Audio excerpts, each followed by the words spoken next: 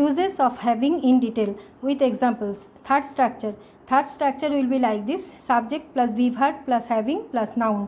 বাক্যের গঠন এইভাবে হবে, প্রথমে সাবজেক্ট, তারপরে বি ভার্ব। বি ভার্ব বলতে আমরা কি বুঝি? Am, is, are, was, were, will be এসব।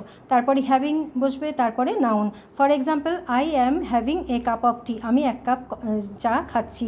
I was having a cup of tea, আমি এক কাপ চা খাচ্ছিলাম। এখানে আই হচ্ছে সাবজেক্ট, অ্যাম, ওয়াজ এগুলো হচ্ছে বি ভার্ব, তারপরে হ্যাভিং বসেছে, তারপরে এ কাপ অফ টি বলতে নাউন বোঝাচ্ছে।